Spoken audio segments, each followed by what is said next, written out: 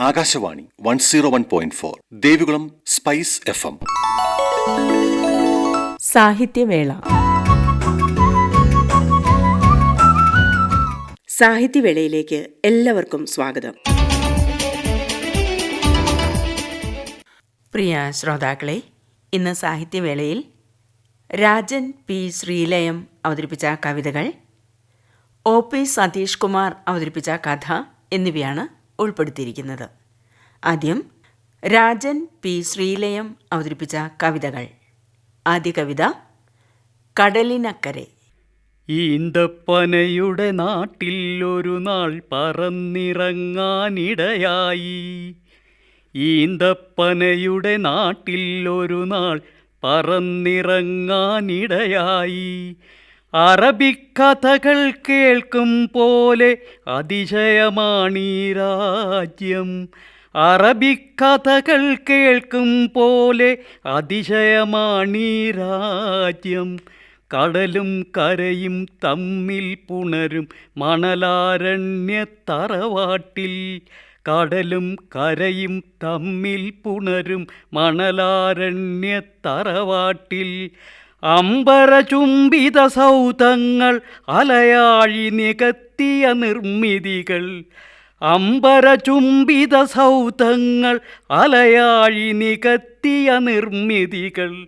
പൗരാണിക വാസ്തുകലയുടെ പ്രതാപസുന്ദരമാളികകൾ. പൗരാണിക വാസ്തുകലയുടെ പ്രതാപസുന്ദരമാളികകൾ. മനുഷ്യനിർമ്മിതി സ്വർഗം തീർത്ത് മാടി വിളിക്കും രാവുകളിൽ. മനുഷ്യനിർമ്മിത സ്വർഗം തീർത്ത് മാടി വിളിക്കും രാവുകളിൽ. സുൽത്താൻമാരു ഭരിക്കുന്നിവിടെ കർശന നിയമങ്ങളുമായി. സുൽത്താൻമാരു ഭരിക്കുന്നിവിടെ കർശന നിയമങ്ങളുമായി. അപരാധങ്ങൾ ചെയ്താൽ കനിവിൻ കണികകൾ പോലും അപ്രാപ്യം. അപരാധങ്ങൾ ചെയ്താൽ കനിവിൻ കണികകൾ പോലും അപ്രാപ്യം. കഠിനാധ്വാനം കൊണ്ടിവരുലകിൻ നെറുകയിലെത്തി ജ്വലിക്കുന്നു. കഠിനാധ്വാനം കൊണ്ടിവരുലകിൻ നെറുകയിലെത്തി ജ്വലിക്കുന്നു. നാനാരാജ്യത്തുള്ളവരിവിടെ സ്വപ്നം നെയ്തു വസിക്കുന്നു. നാനാരാജ്യത്തുള്ളവരിവിടെ സ്വപ്നം നെയ്തു വസിക്കുന്നു. അധ്വാനിക്കാൻ മനസ്സുണ്ടെങ്കിൽ അത്താണിക്കും മുട്ടില്ല. അധ്വാനിക്കാൻ മനസ്സുണ്ടെങ്കിൽ അത്താണിക്കും മുട്ടില്ല. ഉലകം മുഴുവൻ ഒറ്റക്കുടയുടെ തണലിൽ പ്രതിഭ വിളമ്പുന്നു. ഉലകം മുഴുവൻ ഒറ്റക്കുടയുടെ തണലിൽ പ്രതിഭ വിളമ്പുന്നു. വർണ്ണാപത്തിൻ ചിറകു വിടർത്തി സ്വർണ്ണത്തെരുവ് തിളങ്ങുന്നു. വർണ്ണാപത്തിൻ ചിറകു വിടർത്തി സ്വർണ്ണത്തെരുവ് തിളങ്ങുന്നു. അരങ്ങൊരുങ്ങി അണിഞ്ഞൊരുങ്ങി അതിഥികളെ വരവേൽക്കുന്നു. അരങ്ങൊരുങ്ങി അണിഞ്ഞൊരുങ്ങി അതിഥികളെ വരവേൽക്കുന്നു. അത്താഴക്കട വിഭവങ്ങളുമായി മർത്യനെ മാടി വിളിക്കുന്നു. അത്താഴക്കട വിഭവങ്ങളുമായി മർത്യനെ മാടി വിളിക്കുന്നു. പകലിനെ വെല്ലും രാവുകളിവിടെ പരിമളമേകി പടരുന്നു. പകലിനെ വെല്ലും രാവുകളിവിടെ പരിമളമേകി പടരുന്നു. മലയാളികളുടെ മറ്റൊരു നാട് പ്രതീക്ഷ വിളയും പറുദീസ. മലയാളികളുടെ മറ്റൊരു നാട് പ്രതീക്ഷ വിളയും പറുദീസ. കണ്ടു പഠിക്കാനുണ്ടു നമുക്കി ചെറുരാജ്യത്തിൻ പെരുമകള്. കണ്ടു പഠിക്കാനുണ്ടു നമുക്കി ചെറുരാജ്യത്തിൻ പെരുമകള്. തുടർന്ന് ജലസമാധി. രാവിൻ്റെ മുഖമുള്ള പകലിൽ പെരുമഴ കാലമായെന്നു വിളിച്ചു ചൊല്ലി. രാവിൻ്റെ മുഖമുള്ള പകലിൽ പെരുമഴ കാലമായെന്നു വിളിച്ചു ചൊല്ലി. തുള്ളി തോരാതുള്ള പേമാരിയിൽ നദി രൗദ്രമായി കരയെ കവർന്നു തിന്നു. തുള്ളി തോരാതുള്ള പേമാരിയിൽ നദി രൗദ്രമായി കരയെ കവർന്നു തിന്നു. കൂട്ടിനു കാറ്റുണ്ടു കടപുഴക്കിക്കൊണ്ട് സംകാരരുദ്രയായി നടനമാടി. കൂട്ടിനു കാറ്റുണ്ട് കടപുഴക്കിക്കൊണ്ട് സംകാരരുദ്രയായി നടനമാടി. പ്രകൃതി ക്ഷോഭിച്ചാകെ വികൃതമായി ചുറ്റിലും പരിഭ്രാന്തരായി ജനം നോക്കി നിൽക്കേ. പ്രകൃതി ക്ഷോഭിച്ചാകെ വികൃതമായി ചുറ്റിലും പരിഭ്രാന്തരായി ജനം നോക്കി നിൽക്കേ. അകലെ നിന്നൊരു വാഴച്ചങ്ങാടം വരവായി ചുഴിയിൽ കറങ്ങിയും പാറയിൽ തട്ടിയും. അകലെ നിന്നൊരു വാഴച്ചങ്ങാടം വരവായി ചുഴിയിൽ കറങ്ങിയും പാറയിൽ തട്ടിയും. പകുതി തകർന്നൊരാ ചങ്ങാടമധ്യത്തിൽ ബന്ധിതനായൊരു ശ്വാനന്റെ നൊമ്പരം. പകുതി തകർന്നൊരാ ചങ്ങാടമധ്യത്തിൽ ബന്ധിതനായൊരു ശ്വാനന്റെ നൊമ്പരം. ഏതോ നരാധമൻ ചെയ്ത ദുർക്കർമ്മത്തിൻ നിരയായതോ മിണ്ടാ പ്രാണി തന്നെ. ഏതോ നരാധമൻ ചെയ്ത ദുർക്കർമ്മത്തിൻ ഇരയായതോ മിണ്ടാ പ്രാണി തന്നെ. ഇരുകരയും നോക്കി ദയനീയമായി കേണു ഒരു കൈ സഹായത്തിനായി മുരണ്ടു. ഇരുകരയും നോക്കി ദയനീയമായി കേണു ഒരു കൈ സഹായത്തിനായി മുരണ്ടു. കണ്ടു നിന്നോർ ചിലർ ആസ്വദിച്ച കാഴ്ച മറ്റു ചിലരോ സഹതപിച്ചു. കണ്ടു നിന്നോർ ചിലർ ആസ്വദിച്ച കാഴ്ച മറ്റു ചിലരോ സഹതപിച്ചു. ആഴമുള്ളാറിൻ്റെ നടുവിലൂടൊഴുകിയ പ്രാണിതൻ പ്രാണനും യാത്രയായി. ആഴമുള്ളാറിൻ്റെ നടുവിലൂടൊഴുകിയ പ്രാണിതൻ പ്രാണനും യാത്രയായി. രാജൻ പി ശ്രീലയം അവതരിപ്പിച്ച കവിതകൾ കേട്ടല്ലോ. ഇനി OP സതീഷ് കുമാർ അവതരിപ്പിച്ച കഥ കേൾക്കാം. കഥയുടെ പേര് ആത്മവിദ്യാലയം. ബോബി സാറേ നോക്ക്, 9.6K വ്യൂവേഴ്സാ ഫേസ്ബുക്കിൽ മാത്രം. 3 മിനിറ്റ് പോലും ഇല്ലാത്ത വീഡിയോയ്ക്ക് ശ്യാംശങ്കർ പറഞ്ഞു. ബോബി സാർ ഒന്ന് മൂളുക മാത്രം ചെയ്തു.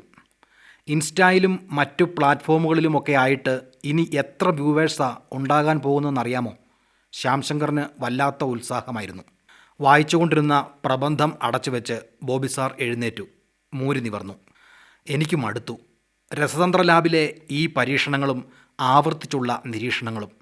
ഫോൺ ഓഫ് ചെയ്തുകൊണ്ട് ശ്യാംശങ്കർ കസേരയിലേക്ക് ചാരിക്കിടന്നു. മറ്റുള്ളവരുടെ കണ്ടൻറ്റുകൾ കോപ്പിയടിച്ച് ചെയ്യുന്നവർക്ക് പോലും എന്തൊരു റീച്ചാ. എനിക്കും ക്രിയേറ്റീവായി എന്തെങ്കിലുമൊക്കെ ചെയ്യണം. കോട്ടുവായിട്ടുകൊണ്ട് ശ്യാംശങ്കർ പറഞ്ഞു. കിടക്കാം. കിടക്കയിലേക്ക് ഇരുന്നു കൊണ്ട് ബോബി സാർ പറഞ്ഞു. ശ്യാംശങ്കർ എഴുന്നേറ്റ് മുറിയിലെ ലൈറ്റ് ഓഫ് ചെയ്തു. കിടക്കയിലേക്ക് വീണ് പുതപ്പ് വലിച്ച് തലമൂടി കിടന്നു. ബോബി സാർ രാവിലെ ഉണർന്നു നോക്കുമ്പോൾ മുറിയിൽ ശ്യാംശങ്കർ ഇല്ല.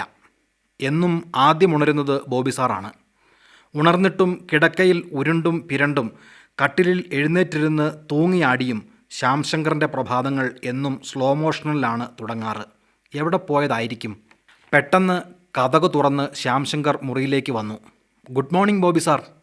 കാവിൽ തൊഴുത് കയ്യിൽ പ്രസാദവും നെറ്റിയിൽ ചന്ദനക്കുറിയുമായി നിറചിരിയോടെ ശ്യാംശങ്കർ നിന്നു. എനിക്കൊരു ഉഗ്രൻ കണ്ടൻറ്റ് കിട്ടി, ശ്യാംശങ്കർ പറഞ്ഞു. ഇതുവരെ ആരും പറഞ്ഞിട്ടില്ലാത്തൊരു പ്രമേയം. ഞാനൊരു സിനിമയുണ്ടാക്കാൻ പോകുന്നു. ബോബി സാർ വാ പൊളിച്ചു നിന്നു. ഒരു യുവതിയുടെ ജീവിതത്തിൽ അവൾ അമ്മയായതറിയുന്ന ആദ്യ നിമിഷത്തിലെ നാവിലറിയുന്ന രുചിമുകുളങ്ങളുടെ ആദ്യ തരിപ്പുകൾ മുതൽ നേഴ്സിൻ്റെ കൈകളിൽ തൻ്റെ കുഞ്ഞ് ആദ്യം ചിരിക്കുന്നത് കണ്ട് ആലസ്യത്തിലടയുന്ന അവളുടെ കണ്ണിമകൾ വരെയുള്ള ഫ്രെയിമുകൾ ഒരു സിനിമയിൽ അവതരിപ്പിക്കുക. എങ്ങനെയുണ്ടെൻ്റെ ഐഡിയ? മിഴിഞ്ഞ കണ്ണുകളോടെ ശ്യാംശങ്കർ ബോബി സാറിനോട് ചോദിച്ചു. അടിപൊളി, ബോബി സാർ പറഞ്ഞു. വരൂ, ഒരു കാപ്പി കുടിച്ചിട്ട് വരാം, സാർ ക്ഷണിച്ചു. മുറി പൂട്ടി ക്യാൻറ്റീനിലേക്ക് നടക്കുമ്പോൾ ശ്യാംശങ്കർ വാചാലനായി. ഞാൻ ഇന്ന് വെളുപ്പിനേ ഉണർന്നു. ഒരു സ്വപ്നം കണ്ടാണ് എഴുന്നേറ്റത്. ആ സ്വപ്നത്തിൽ വന്നതാണ് ഈ സിനിമാ കഥ. അയാളൊരു ഉന്മാദിയെപ്പോലെ ചിരിച്ചു. ക്യാൻറ്റീനിൽ തിരക്കുണ്ടായിരുന്നില്ല. കാപ്പിക്കുള്ള ടോക്കൺ എടുത്ത് വലിയ ടെലിവിഷൻ സ്ക്രീനിന് അഭിമുഖമായി അവരിരുന്നു. പരസ്യങ്ങളുടെ ഇടവേള കഴിഞ്ഞ് വാർത്താ ചാനലിൽ അവതാരക പുതിയ വിശേഷം അവതരിപ്പിക്കുന്നു. സംവിധായകൻ ബ്ലെസ്സി തൻ്റെ പുതിയ സിനിമ അനൗൺസ് ചെയ്യുകയാണ്. ബോബി സാർ ചൂട് കാപ്പി മൊത്തിക്കുടിച്ചു. ശ്യാംശങ്കർ വാർത്തയിലേക്ക് കാതു കൂർപ്പിച്ചുകൊണ്ട് കാപ്പിക്കപ്പ് ചുണ്ടോടടുപ്പിച്ചു. പ്രസവം ലൈവായി മലയാള സിനിമയിൽ കാണിക്കാൻ ആഗ്രഹിക്കുകയാണ്. ബ്ലെസ്സി മുഖവുരയില്ലാതെ അഭിമുഖം ആരംഭിച്ചു. ഒരു നടി അതിനായി തയ്യാറായി വന്നിട്ടുണ്ട്. ഗർഭിണിയാവുന്നത് മുതൽ പ്രസവം വരെയുള്ള രംഗങ്ങൾ അനുവാചകരിലേക്ക് എത്തിക്കുകയാണ്. ശ്യാംശങ്കറിൻ്റെ കൈകൾ വിറച്ചു. ചുണ്ടിൽ പൊള്ളിയ ചൂട് കാപ്പി മേശപ്പുറത്തേക്ക് മറിഞ്ഞു. കണ്ണുകൾ ചുവന്നു കലങ്ങി. കണ്ണുനീരൊഴുകി. ബോബി സാർ ചാടി എഴുന്നേറ്റു. ശ്യാംശങ്കറിൻ്റെ നിറകയിൽ തട്ടി. എങ്ങനെ എൻ്റെ ആശയം ബ്ലെസ്സിക്ക് കിട്ടി? ബോബി സാറിൻ്റെ കൈത്തണ്ടയിൽ അമർത്തിപ്പിടിച്ചുകൊണ്ട് ശ്യാംശങ്കർ ചോദിച്ചു. ഞാൻ ആരോടും പറയും മുമ്പേ മറ്റൊരാൾ അത് ലോകത്തോട് വിളിച്ചു പറഞ്ഞു കഴിഞ്ഞിരിക്കുന്നു. തലച്ചോറിൽ ഒരു പൊട്ടിത്തെറി ഉണ്ടാവുന്നത് ഞാൻ അറിയുന്നു. ബോബി സാർ ശ്യാംശങ്കറിൻ്റെ കൈ പിടിച്ചു വലിച്ച് റൂമിലേക്ക് നടന്നു. കഥ എൻ്റേതാണെന്ന് ഞാൻ പറഞ്ഞാൽ ഇനി ഒരാൾ പോലും അത് വിശ്വസിക്കാനും പോകുന്നില്ല. നടത്തത്തിനിടയിൽ കാൽകൾ ഉറയ്ക്കാതെ ശ്യാംശങ്കർ പറഞ്ഞു. ശ്യാം ഇന്ന് കോളേജിൽ പോകണ്ട. വേഗം കുളിച്ച് റെഡിയാകൂ. എനിക്കിന്ന് ഒരാളെ കാണാൻ പോകാനുണ്ട്. ശ്യാം എൻ്റെ കൂടെ വരൂ. വൈകിട്ട് തന്നെ നമുക്ക് മടങ്ങി വരാം. അനുസരണയുള്ള ഒരു കുട്ടിയെപ്പോലെ ശ്യാംശങ്കർ കുളിമുറിയിലേക്ക് കയറിപ്പോകുന്നത് ബോബി സാർ നോക്കി നിന്നു. കാർ ഓടിക്കൊണ്ടേയിരുന്നു. അധികം തിരക്കില്ലാത്ത പാത, പ്രസന്നമായ കാലാവസ്ഥ. വിൻഷീൽഡിലൂടെ അനന്തതയിലേക്ക് കണ്ണു നട്ടുകൊണ്ട് ബോബി സാർ പറഞ്ഞു. പല ഭൂഖണ്ഡങ്ങളിൽ പല ആളുകൾ ഏതാണ്ട് ഒരേ കാലയളവിൽ ഒരേ കണ്ടുപിടുത്തങ്ങൾ നടത്തിയിട്ടുണ്ട്. അറിയാമോ? ശ്യാംശങ്കർ പതിയെ മൂളി. ഉദാഹരണമായി പീരിയോഡിക് ടേബിൾ. 100 കണക്കിനാണ് മൂലകങ്ങൾ. ഇന്നത് ക്രോഡീകരിച്ച് വച്ചിരിക്കുന്നത് നാം പഠിക്കുകയല്ലേ? ആവർത്തിച്ചുള്ള വിരസമായ പഠനങ്ങളും പരീക്ഷണങ്ങളും.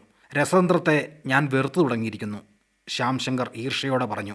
ആഫ്രിക്കയിൽ ചെമ്പ് എന്നൊരു മൂലകം കണ്ടുപിടിച്ച് ഉപയോഗിച്ചു തുടങ്ങിയ അതേ സമയം തന്നെ ചൈനക്കാർ മറ്റൊരു പേരിൽ ആ ലോകം ഉപയോഗിച്ചിരുന്നു. ഭൂഗോളത്തിൻ്റെ മറ്റൊരു കോണിൽ മറ്റെന്തോ പേരിൽ അത് കണ്ടെത്തപ്പെട്ടിരുന്നു. ബോബി സാറിൻ്റെ ശബ്ദത്തിന് വല്ലാത്തൊരു മുഴക്കമുണ്ടെന്ന് ശ്യാംശങ്കറിന് തോന്നി. അയാൾ ചില്ലുജാലകത്തിലൂടെ പിന്നിലേക്ക് പായുന്ന വൃക്ഷലതാദികളിലേക്ക് കണ്ണുപായിച്ചു. തിരിച്ചറിവുകൾ മനുഷ്യന് മനസ്സിൽ നിക്ഷേപിച്ച് നൽകുന്നത് ദൈവമാണ്. വിശദീകരിക്കുവാൻ കഴിയാത്ത വെളിപ്പാടുകളിലൂടെ ചില മനുഷ്യർക്ക് ദൈവം അത് ദാനമായി നൽകുന്നു. അതുകൊണ്ടായിരിക്കും ഞാൻ കുളിച്ച് കുറി തൊട്ട് വന്ന അന്ന് തന്നെ എനിക്ക് തരാതെ ആ ആശയമെടുത്ത് ബ്ലെസ്സിക്ക് കൊടുത്തത്. ബോബി സാർ ഒന്ന് ചിരിച്ചു. പിന്നെ തുടർന്നു. ഭൂമിക്കടിയിൽ നിന്നും ചില ആശയങ്ങൾ ചിലപ്പോഴൊക്കെ പൊട്ടിമുളയ്ക്കും. തിളച്ചുമറിയുന്ന മനുഷ്യൻ്റെ മനസ്സിലവ നാമ്പെടുക്കുകയില്ല. പാഞ്ഞു തെറിക്കുന്ന ബീജങ്ങൾ സ്നിഗ്ധമായ തണുവിടങ്ങളിലാണ് പുതഞ്ഞു കിടക്കുവാൻ ഇഷ്ടപ്പെടുന്നത്. മനസ്സിൽ വീഴുന്ന ചിന്തകളെ ആരാണ് പൊന്നുപോലെ കാക്കുന്നത്? ആത്മാവിൻ്റെ നീറുന്ന ചൂടിൽ ആരാണ് പൊരുന്നു കാക്കുന്നത്? ഒരു ദിവസം ജീവൻ വന്നെത്തി നോക്കും. പിന്നെ പുറന്തോടുകൾ പൊട്ടിച്ച് കുഞ്ഞിച്ചിറകുകൾ വീശിത്തുടങ്ങും. ലോകത്തെ കൺതുറന്നു നോക്കി കൊഞ്ചിച്ചിരിച്ചു നിൽക്കും പുതിയ സൃഷ്ടി. ആ ചിരി അലകളിൽ പ്രപഞ്ചം വന്ന് ഒളിച്ചിരിക്കും. ആകാശവും ഭൂമിയും ആ കൊഞ്ചൽ കേട്ട് കോരിത്തരിക്കും. ബോബി സാർ കാർ വേഗം കുറച്ച് റോഡരികിലെ തണലിലേക്ക് ചേർത്ത് നിർത്തി. ഒരു പൈതലിന് എന്നോണം ശ്യാംശങ്കറിൻ്റെ മുഖത്തേക്ക് വാത്സല്യത്തോടെ നോക്കി. അയാൾ മുഖം തിരിച്ചു കളഞ്ഞു. എനിക്ക് ചത്തുകളയാനുള്ള ദേഷ്യമാണ് വരുന്നത്, ശ്യാംശങ്കർ പറഞ്ഞു. ലോകത്തോടും പിന്നെ എല്ലാത്തിനോടും. മരിക്കുന്നവരുടെ സ്ഥാനം ശവക്കല്ലറകളിലാണ്. അറിയാമോ? ശവക്കല്ലറകൾ, നഷ്ടസ്വപ്നങ്ങൾ വീണുറങ്ങുന്ന ശ്മശാനങ്ങൾ. പരകായ പ്രവേശം സാധ്യമായിരുന്നെങ്കിൽ കണ്ടെത്തലുകളുടെ ആശയങ്ങളുടെ കൊടുങ്കാറ്റുകൾ വീശിയേനെ. കല്ലറകളിൽ നിന്നും ഉയർത്തെഴുന്നേറ്റ് വിളിച്ചു കൂവുവാൻ ഒരുങ്ങുന്ന ശബ്ദങ്ങൾക്ക് ചാലകങ്ങളില്ലാതെ പോയി. സാർ എന്താണ് പറഞ്ഞു വരുന്നത്? എനിക്കൊന്നും മനസ്സിലാകുന്നില്ല. ശ്യാംശങ്കർ വിഷണ്ണനായി. ബോബി സാർ ശ്യാംശങ്കറിൻ്റെ തോളിൽ കൈവച്ചുകൊണ്ട് പറഞ്ഞു. മുമ്പോട്ട് പോവുക. ഒന്നുമിനി നാളേക്കായി മാറ്റിവെക്കരുത്. നാളെ ചെയ്യണമെന്ന് കരുതുന്നത് ഇന്ന് തന്നെ ചെയ്യുക. ഇന്ന് ചെയ്യാനുള്ളത് ഇപ്പോൾ തന്നെ ചെയ്യുക. ബോബി സാറിൻ്റെ വലത് കൈയുടെ ഭാരത്തിൽ നിന്നും മെല്ലെ ഒഴിവായിക്കൊണ്ട് ശ്യാംശങ്കർ പറഞ്ഞു. കുറേക്കൂടി മെച്ചപ്പെടുത്തി പിന്നീട് ചെയ്യാനാണ് എനിക്കിഷ്ടം. നാളെ അല്ലെങ്കിൽ മറ്റന്നാൾ തികവോടെ ചെയ്യുന്നതല്ലേ സാർ നല്ലത്? തികവ് അങ്ങനെയൊന്നുണ്ടോ? നടക്കുമ്പോൾ നടക്കുന്നവനില്ല, നടപ്പ് മാത്രമേ ഉള്ളൂ എന്നൊരു പഴഞ്ചൊല്ലുണ്ട്. അനന്തതയിലേക്ക് കണ്ണോടിച്ചുകൊണ്ട് ബോബി സാർ തുടർന്നു. ഒരു നിമിഷം, ആ ഒരു നിമിഷം, അത് പിന്നീടുണ്ടാവുമോ? കാലവും സമയവും മനസ്സും ശരീരവും ഒന്നിച്ചു വരുന്ന ഒരു നിമിഷം. അതൊക്കെ പോട്ടെ, എങ്ങോട്ടാണ് നാം പോകുന്നതെന്ന് സാർ ഇതുവരെ പറഞ്ഞില്ല. ആരെ കാണാനാണെന്നും. വിഷയം മാറ്റാനെന്ന പോലെ ശ്യാംശങ്കർ പറഞ്ഞു. വരൂ. ചിരിച്ചുകൊണ്ട് ബോബി സാർ കാറിലേക്ക് കയറി. ശ്യാംശങ്കർ വാതിലടച്ച് സീറ്റ് ബെൽറ്റ് ഇട്ടു. മിതമായൊരു വേഗത്തിൽ കാർ ഓടിക്കൊണ്ടേയിരുന്നു. പിന്നെ കുറേ നേരത്തേക്ക് അവർ ഒന്നും സംസാരിച്ചതേയില്ല. ഉയർന്ന മതിലിനു നടുവിലെ തുറന്നു കിടന്ന വലിയ ഗേറ്റ് കടന്ന് കാർ വിശാലമായ മുറ്റത്തേക്ക് പ്രവേശിച്ചു. കാറിൻ്റെ ഡോർ തുറന്ന് ഇടതുകാൽ മണ്ണിൽ ചവിട്ടി ശ്യാംശങ്കർ തല ഉയർത്തി നോക്കി. പെരും പഴമയുടെ നിഴൽ വീണ് കിടക്കുന്ന മനയുടെ മേലെ വെള്ളമേഘങ്ങൾ ചിതറിക്കിടക്കുന്നു. ഡ്രൈവിംഗ് സീറ്റിൽ നിന്നും ബോബി സാറും പുറത്തേക്കിറങ്ങി. നെഞ്ചു നിറഞ്ഞു കിടന്ന രുദ്രാക്ഷമാലകളും കുടവയർ മൂടിയുടുത്ത കാവി മുണ്ടുമണിഞ്ഞ ഒരു വൃദ്ധൻ വലങ്കൈ വാതിൽപ്പടിയിലും ഇടങ്കൈ മൂർധാവിലും ചേർത്ത് നരച്ച പുരികങ്ങൾക്കിടയിലെ സ്ഫടിക നേത്രങ്ങളാൽ ആഗതരെ തുറച്ചു നോക്കി. നീലകണ്ഠൻ നമ്പൂതിരിപ്പാട്, മഹാവൈദ്യൻ, യുഗിമുനി സിദ്ധരുടെ പാരമ്പര്യം പേറുന്ന പുലിക്കുന്ന് തില്ലത്തിലെ ഇപ്പോഴത്തെ അന്തേവാസി. ബോബി സാർ മന്ത്രിച്ചു. തങ്കഭസ്മം ചേർത്തുണ്ടാക്കിയൊരു സിദ്ധൌഷധമുണ്ടിവിടെ. ഇവിടെ ഉണ്ടാക്കിയതോ? ഞെട്ടലോടെ ശ്യാംശങ്കർ ചോദിച്ചു. തട്ടിപ്പാണ് സാർ, ഞാൻ വിശ്വസിക്കില്ല. നാനോ ടെക്നോളജി എൻ്റെ പഠന വിഷയമാണ്. സ്വർണത്തെ ഭസ്മമാക്കി ഔഷധം നിർമ്മിക്കാൻ എത്ര ഉപകരണങ്ങൾ വേണ്ടിവരുമെന്നറിയാമോ? ശ്യാംശങ്കർ മുഷ്ടി ചുരുട്ടി. മനയ്ക്ക് മുമ്പിലെ ആകാശത്തോളം ഉയരമുള്ള തണൽ മരത്തിന് കീഴെ ബോബി സാറിൻ്റെ പുറകിലായി ശ്യാംശങ്കർ നിന്നു.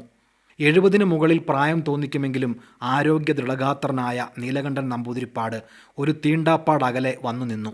ഉള്ളം കൈയിൽ ഒതുങ്ങുന്ന ചെറിയൊരു മൺഭരണി നീലകണ്ഠൻ നമ്പൂതിരിപ്പാട് ബോബി സാറിന് കൈമാറി. ഇത് ശ്യാംശങ്കർ, രസതന്ത്ര ഗവേഷണ വിദ്യാർത്ഥിയാണ്, ബോബി സാർ നമ്പൂതിരിപ്പാടിനോട് പറഞ്ഞു. ഇല്ലത്തേക്ക് കയറിയിട്ട് പോകാം. നീലകണ്ഠൻ നമ്പൂതിരിപ്പാട് ബോബി സാറിനെ ക്ഷണിച്ചു. ആചാരങ്ങളും നിഷ്ഠകളുമൊക്കെ ഉള്ളതല്ലേ, ഞങ്ങൾ കയറുന്നില്ല. ബോബി സാർ വിനീതനായി. ഇന്നിപ്പോൾ തടസ്സങ്ങളൊന്നുമില്ല, പൂമുഖത്തേക്ക് കയറിയിരിക്കാം.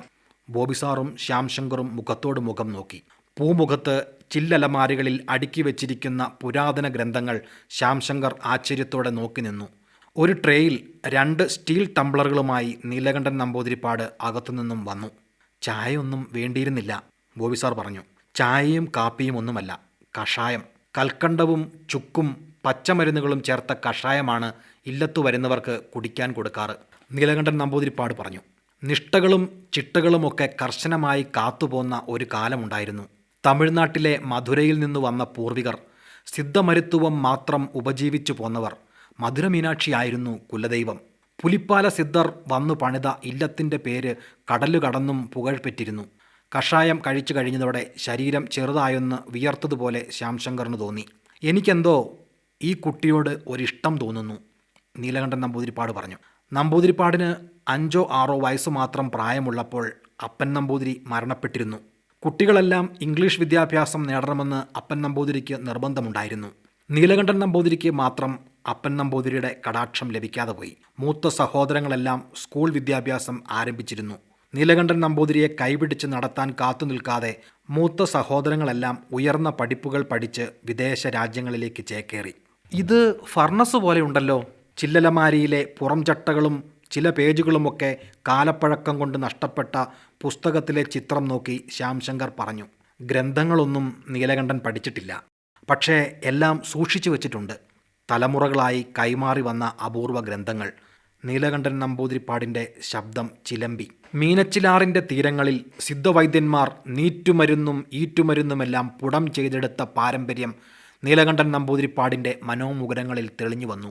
പണമോ പുകഴോ അധികാരമോ ആഗ്രഹിക്കാത്ത സിദ്ധന്മാർ, രോഗങ്ങളാൽ വലയുന്ന പാവങ്ങളെയോർത്ത് ദൈവത്തോട് കരഞ്ഞവർ. അവരുടെ ബുദ്ധിയിൽ ദൈവം ജ്ഞാനം നിക്ഷേപിച്ചു. സ്നേഹത്തിൽ ഔഷധക്കൂട്ടുകൾ ഉയിരെടുത്തു. എത്രയെത്ര ഒറ്റമൂലികൾ, നാട്ടുമരുന്നുകൾ, കഴിച്ചവർക്കെല്ലാം അത്ഭുത ബലസിദ്ധി. മധുരമീനാക്ഷിയുടെ പേരാണ് ഈ 6 പകർന്നു കിട്ടിയത്. കൃത്യതയോടെ പദ്യത്തോടെ സേവിച്ചാൽ ഫലം അച്ചട്ടാണ്. സിദ്ധി പക്ഷേ പഠിച്ചെടുക്കാൻ കഴിയില്ല. ശാസ്ത്രീയമായി വിശദീകരിക്കാൻ അവർക്ക് കഴിയുമായിരുന്നുമില്ല. എന്തുകൊണ്ട്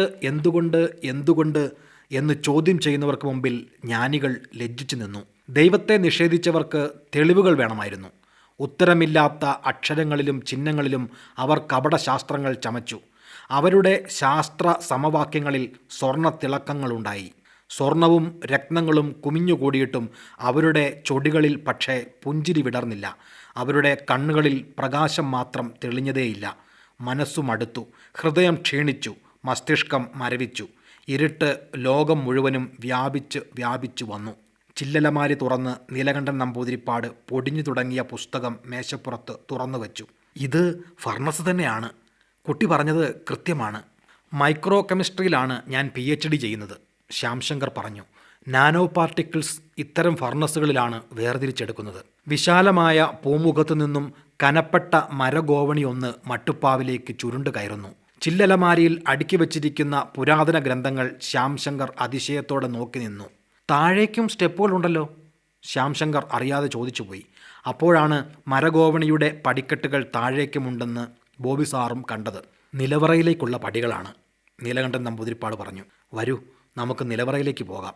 ശ്യാംശങ്കറിൻ്റെ കണ്ണുകൾ അത്ഭുതം കൊണ്ട് മിഴിഞ്ഞു. ഭസ്മ ചികിത്സ സിദ്ധവൈദ്യത്തിലെ ഒരു വിഭാഗമാണ്. മനയ്ക്കടിയിലെ ഭൂമിക്കടിയിലൂടെയുള്ള പാതയിലൂടെ ഇരുട്ടിൽ മുനിഞ്ഞു കത്തുന്ന ഒരു ദീപവുമായി മുന്നിൽ നടക്കുന്ന നീലകണ്ഠൻ നമ്പൂതിരിപ്പാട് പറഞ്ഞു. നാനോ പാർട്ടിക്കിൾസായി മൂലകങ്ങളെ വേർതിരിക്കുന്ന പ്രക്രിയ തന്നെയാണിത്, ഭസ്മമാക്കി മാറ്റൽ. നെറ്റിയിലും നെഞ്ചിലുമെല്ലാം പൂശുന്ന ഭസ്മം ശരീരത്തിൻ്റെ ആന്തര അവയവങ്ങളിലേക്കും ആഴ്ന്നിറങ്ങി ചെല്ലും. അറിയാം, എനിക്കതറിയാം, ശ്യാംശങ്കർ പറഞ്ഞു. മനയുടെ 3 നില ആഴങ്ങളിലാണ് നാം ഇപ്പോൾ നിൽക്കുന്നത്. ഇങ്ങോട്ടെങ്ങും ആരും കയറി വന്നിട്ടില്ല കുട്ടി. 300 വർഷത്തെ പഴക്കമെങ്കിലുമുണ്ട് ഈ ചൂളമുറിക്ക്. നിന്നോടെന്തോ ഒരു മുജ്ജന്മ ബന്ധം തോന്നി എനിക്ക് ആദ്യ കാഴ്ചയിൽ തന്നെ. അതാണ് നീ ഇതൊക്കെ കണ്ടോട്ടെ എന്ന് നിശ്ചയിച്ചത്. ഹൃദയമിടിപ്പിൻ്റെ വേഗം കൂടുന്നത് ശ്യാംശങ്കർ അറിഞ്ഞു. കാരണവർ അയാളുടെ കരം കവർന്നുകൊണ്ട് പറഞ്ഞു. ശുദ്ധ സ്വർണം ഈ കൽത്തടത്തിൽ വെച്ച് മൂലിക സത്തുകളും ചേർത്ത് ഈ ചൂള എരിച്ചടച്ചാൽ 3-ാം നാൾ ചൂടാറുമ്പോൾ തങ്കഭസ്മമായി അവശേഷിക്കും. ഒറ്റമൂലികളുമായി തലമുറകൾ കൈമാറിയ ദൈവപ്രസാദവുമായി ഞങ്ങൾ ചിലർ അറിവുകളെ കാത്തുവച്ചു. മിണ്ടാതുരിയാടാതെ ഔഷധം സേവിച്ചവർക്ക് രോഗമുക്തി വന്നു. ജീവൻ തിരിച്ചു കിട്ടിയവരുടെ കൺകോണുകളിലെ ആനന്ദാശ്രുക്കളിൽ ഞങ്ങൾ സിദ്ധന്മാർ ദൈവത്തെ കണ്ടു. പ്രതിഫലേച്ഛയില്ലാതെ കർമാനുഷ്ഠാനം ചെയ്ത ഞങ്ങളെ ചിലർ അപരിഷ്കൃതർ എന്ന് വിളിച്ചു. ഭൂമിക്കടിയിൽ ഗർഭഗൃഹത്തിൽ ആത്മാവിൻ്റെ ചൂട് അനുഭവപ്പെടുന്നതായി ശ്യാംശങ്കറിന് തോന്നി.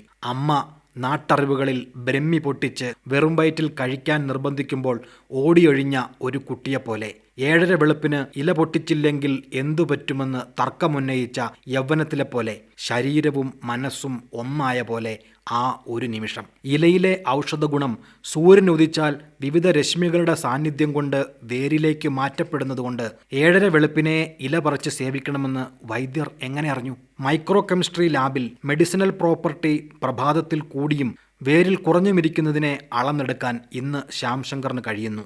അബോധത്തിൻ്റെ പുറന്തോടുകൾ പൊട്ടിച്ച് ജീവന്റെ കുഞ്ഞു ചിറകുകൾ വീശി ലോകത്തെ കൺതുറന്നു നോക്കി കൊഞ്ചിച്ചിരിക്കുന്ന ഒരു പുതിയ സൃഷ്ടിയായി ശ്യാംശങ്കർ നിന്നു.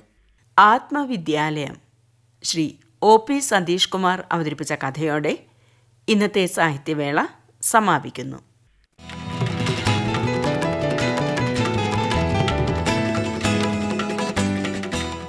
ഈ സാഹിത്യവേളയുടെ പുനഃപ്രക്ഷേപണം ശനിയാഴ്ച രാത്രി 8 മണിക്ക്.